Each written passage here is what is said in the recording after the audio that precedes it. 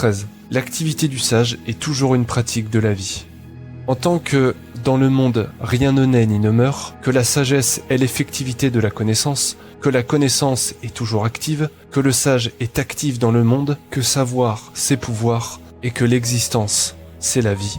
Il suit de tout cela que le sage ne relaye jamais son activité dans un autre monde métaphysique dans lequel il porte toutes ses espérances, mais concentre celle-ci au cœur même du monde qui est l'objet de sa connaissance et au travers duquel il s'efforce de se parfaire. C'est pourquoi l'activité du sage n'est pas une mortification constante où il s'efforce d'apprendre à mourir, mais une pratique toujours plus grande de la vie.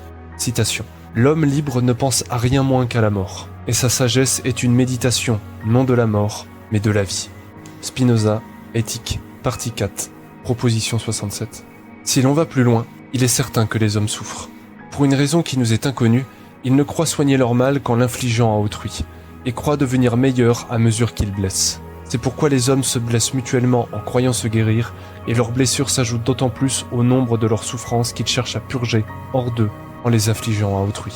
Or, l'activité du sage ne saurait être le développement d'une sagesse rance et aigrie qui n'attend rien que de déverser sa haine et son amertume sur le premier venu. Bien au contraire, l'activité du sage produit toujours une sagesse qui apaise et qui soigne. Du simple fait de se trouver près de lui, on se sent un peu mieux.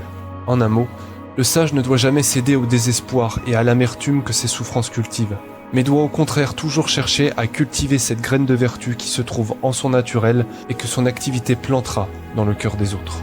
Citation. Le méchant se craint et se fuit. Il s'égaye en se jetant hors de lui-même. Il tourne autour de lui des yeux inquiets et cherche un objet qui l'amuse. Sans la satire amère, sans la raillerie insultante, il serait toujours triste. Le rire moqueur est son seul plaisir. Au contraire, la sérénité du juste est intérieure. Son rire n'est pas de malignité, mais de joie. Il emporte la source en lui-même, il est aussi gai seul qu'au milieu d'un cercle. Il ne tire pas son contentement de ceux qui l'approchent, il le leur communique. Rousseau, L'Émile de l'éducation, livre 4, Profession de foi du vicaire savoyard.